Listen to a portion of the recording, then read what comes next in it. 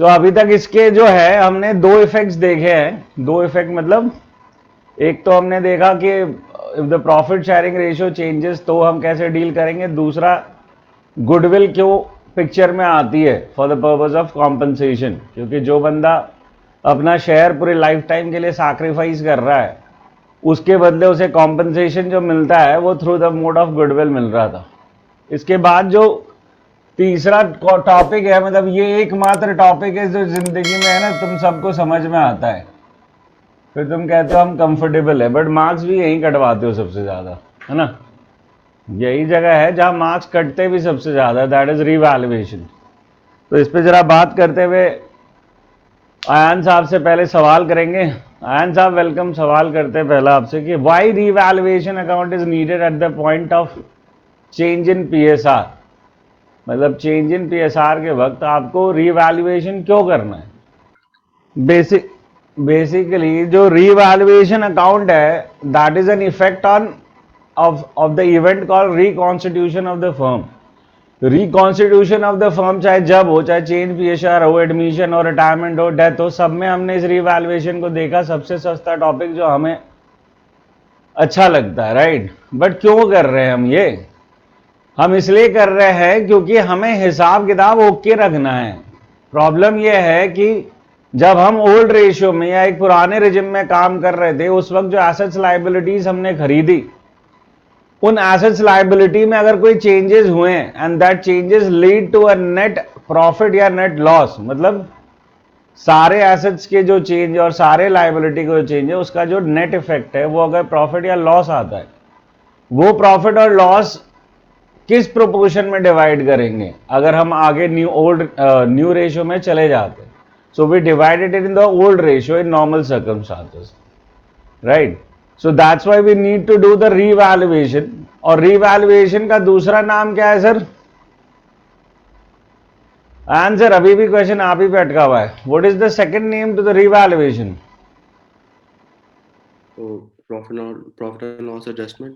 हाँ जी, profit and loss adjustment account, दूसरा नाम ये भी हम इसका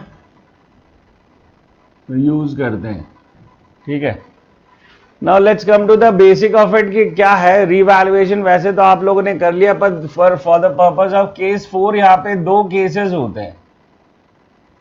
केस 1 है that is when the question is silent about the treatment और the question specifies that the altered और revised values are to be shown in the books.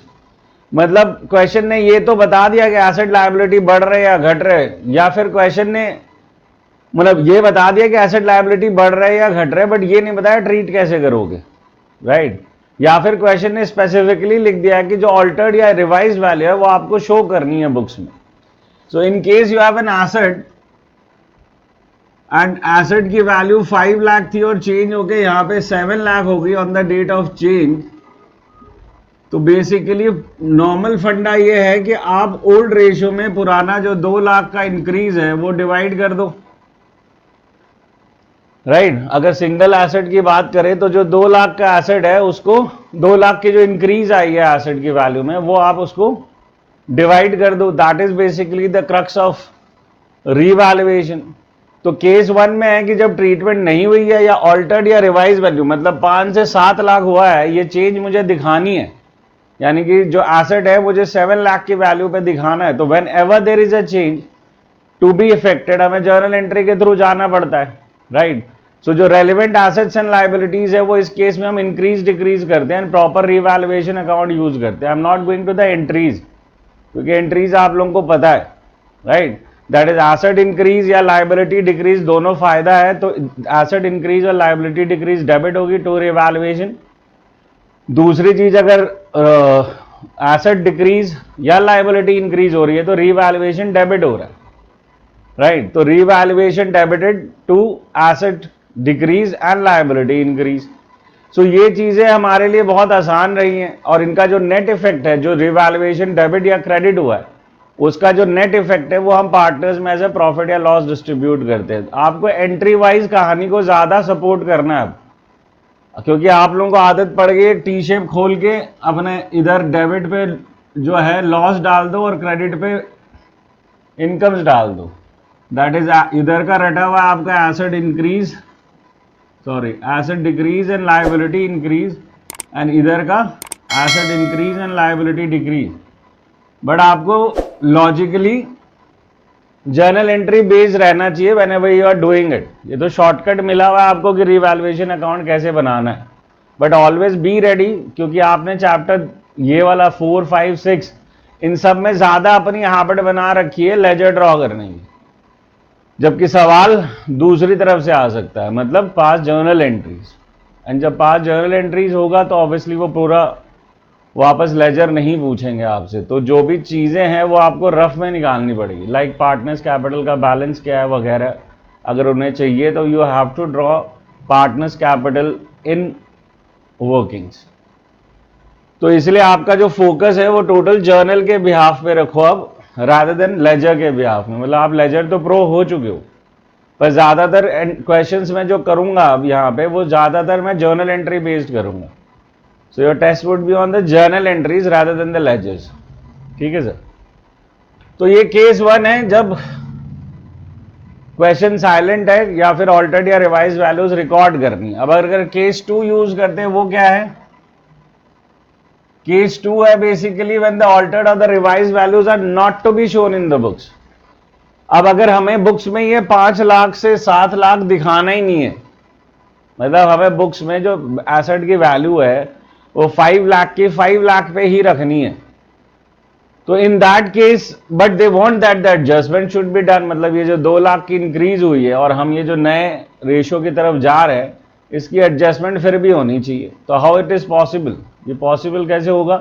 So there is only one thing, जब भी ये word not लग जाए पूरी partnership में तो हमारे पास वही गेनिंग टू सैक्रिफाइसिंग वाला काम होता है। यानी कि जो भी हमारा रीवैल्यूएशन प्रॉफिट या लॉस फाइंड आउट होता है, रफली द रीवैल्यूएशन प्रॉफिट और लॉस फाउंड रफली इन वर्किंग्स, ये हम वर्किंग्स में निकालते हैं, and obviously I have given you the format, उसका हम वापस गेनिंग टू सैक्रिफाइसिंग करते हैं, that is gaining partners debit to sacrificing partners. So the entry is similar to goodwill, मतलब जो रीवैल्यूएशन प्रॉफिट या लॉस आया उसे as if goodwill of the firm की तरह ट्रीट करो, right? And goodwill of the firm की तरह ट्रीट करके उसकी एंट्री आप गेनिंग टू सैक्रिफाइसिंग करोगे। ठीक है। सो दैट इज रीवैल्यूएशन के हमारे पास यहाँ पे 2 केसेस आ रहे हैं। पहला जब हमें ऑल्टर्ड एंड रिवाइज वैल्यूज को शो करना है बुक्स में, और जब दूसरा जब नहीं करना है। इसकी वजह से बैलेंस शीट में चेंजेस होते हैं अगर हम केस 1 लगाते हैं, और इसकी वजह से no changes in balance sheet as regard as items involve in revaluation are concern. मतलब क्योंकि हम ये जब लगा रहे तो एसेट लायबिलिटीज के वैल्यू चेंज होती है, तो हम बैलेंस शीट में चेंजेस करेंगे, और इस केस में obviously we are not touching the asset account, we are just touching the partners capital account, तो यही अकाउंट सिर्फ बदलेंगे हमारे। So that is revaluation. ठीक है। अब एक छोटा सा एग्जाम्पल देते हैं इसका। सो आओ फिर क्वेश्चन 23 करवाओ फिर मुझे, बोलो क्या है डेटा? ओल्ड रेशियो है 2:2:1। ओल्ड रेशियो है 2:2:1।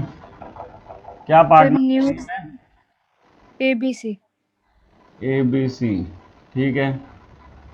फिर न्यू रेशियो है 5:3:2। 5:3:2। ठीक है। फिर क्या है? फिर हमें चेंज नहीं करना है कैसे बदलना वैल्यूज है? बुक में, मतलब तो केस इसमें लिखा है क्या वर्डिंग्स है? They have also decided not to change the value of assets and liability in the book of तो अकाउंट्स। मतलब केस 2 लगना है आपका, राइट? हाँ। ठीक है। केस 2 जब लगना है तो मैंने कहा है आपको क्या करना है उसमें, बेसिकली हमें वर्किंग्स में जाके पहले रफ में प्रॉफिट या लॉस निकालना पड़ेगा। ठीक है। सो बताओ पहले तो आइटम्स इंक्रीजिंग रीवैल्यूएशन प्रॉफिट्स कौन से हैं? मशीनरी मशीनरी कितनी इंक्रीज हो रही है? 50,000।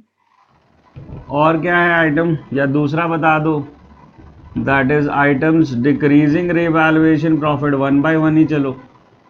कंप्यूटर्स तो कंप्यूटर 25,000 इंक्रीज हो रही है से क्या? डिक्रीज हो रहा है। हाँ। कितनी? 25,000। 25,000। और क्या है? फिर सन्ड्री क्रेडिटर्स इंक्रीज हो रहा है 15,000। तो वो भी यहीं आएंगे ना। कितना हो गया? 15। 15। और क्या है? 2 सेकेंड। 2 2 सेकेंड। सेकंड है। आउटस्टैंडिंग नहीं, सन्ड्री है। क्रेडिटर्स कम हो डिक्रीज रहा हो है रहा है। Sundry creditors. Sundry creditor decrease हो रहा है। सन्ड्री डिक्रीज हो रहा है। क्रेडिटर्स हाँ। यहाँ लिखवा दिया। सन्ड्री क्रेडिटर्स डिक्रीज होंगे तो फिर मेरा प्रॉफिट इंक्रीज होगा ना। तो सन्ड्री क्रेडिटर्स कितने हैं? 15,000। और क्या है? फिर आउटस्टैंडिंग एक्सपेंसेस इंक्रीज होंगे आउटस्टैंडिंग 10,000 से। एक्सपेंसेस इंक्रीज होने से कितना होगा? 15,000। 10,000। 10,000। तो बेसिकली इतने से इंक्रीज हो रहा है, दैट इज 65,000 से प्रॉफिट बढ़ रहा है, और 35,000 से कम हो रहा है। तो टोटल हमारा क्या आ गया? 30,000 का रिवैल्यूएशन प्रॉफिट। ठीक है सर। अब ये 30,000 को हम डिवाइड कैसे करें मैडम? गेन टू सैक्रिफाइस निकालेंगे। तो गेन सैक्रिफाइस निकाल रहे हैं, दैट इज 2/5 माइनस 5/10। ये माइनस 1/10 हो गया। इतना ही आ रहा है ना मैडम? है पुराना था इसका 2/5। ये ए का बी का क्या आ रहा है? 2/5 माइनस 3/10। So that's 1/10। तो बट ऑब्वियस है कि ये तो न्यूट्रल चल रहा है, फिर लड़का दूसरा सी तो न्यूट्रल है। तो ए का गेन है और बी का सैक्रिफाइस है। 1/10 ऑफ 30,000। 3,000 के लिए एंट्री हो गई। A is capital account debit to B's capital account for 3,000। अगर कैपिटल फिक्स्ड है तो करंट अकाउंट यूज करना। नरेशन इंपॉर्टेंट है, वो तो आप लोग समझते हो। ठीक है, समझ में आ रही बात? ऑब्वियसली जो फर्स्ट केस है वो आप हर चैप्टर में डील करते ही रहते हो, राइट? तो यही एक कहानी है कि जिसमें केस 2 का हमें ध्यान रखना पड़ता है कि वो लैंग्वेज पे डिपेंड करता है कि हमें केस 2 अप्लाई करना है कि नहीं करना है। चलो let's move to the next topic.